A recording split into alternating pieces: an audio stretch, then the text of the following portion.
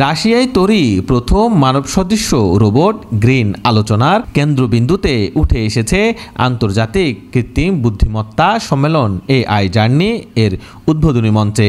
মস্কোয় অনুষ্ঠিত এই সম্মেলনের শুরুতে রোবটটি মঞ্চ থেকে এগিয়ে এসে সরাসরি রাশিয়ার প্রেসিডেন্ট ভ্লাদিমির পুতিনকে স্বাগত জানায় এবং নিজের পরিচয় দেয়। গ্রিন জানায় সে কোনো প্রি প্রোগ্রামড শো নয়, বরং উন্নত প্রযুক্তির বাস্তব উদাহরণ।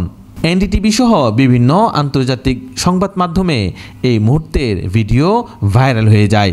রোবট গ্রিনের উপস্থাপনা এখানে শেষ হয়নি। নাচের অংশ শুরু হতেই সে দর্শকদের সামনে মানুষের মতো শরীর নড়াচড়া করতে থাকে।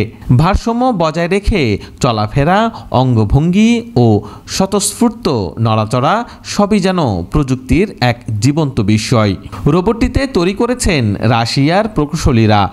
এর শরীরে স্থাপন করা হয়েছে 40টিরও বেশি মোটর ও অসংখ্য সেন্সর, যা তাকে মানুষের সঙ্গে নিরাপদে যোগাযোগ রাখতে এবং নিখুঁত ভারসাম্য বজায় রেখে নাচতে সহায়তা করে।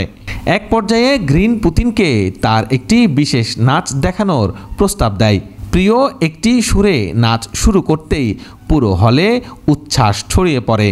প্রদর্শনী শেষে পুতিন রোবটটির প্রশংসা করে বলেন, খুব সুন্দর হয়েছে, তোমাকে ধন্যবাদ।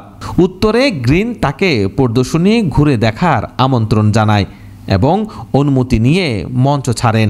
পুতিনও তাকে ধন্যবাদ জানিয়ে সম্মতি দেন। রোবট প্রযুক্তিতে রাশিয়ার এই অগ্রগতি মুহূর্তেই ছড়িয়ে পড়ে বৈশ্বিক প্রযুক্তি অঙ্গনে। সম্মেলনের এই ঘটনা দেশটির প্রযুক্তি খাতের সাফল্যকে নতুনভাবে বিশ্ববাসীর সামনে তুলে ধরে। তারাচরণ টিপু, বাংলাদেশ লাইভ।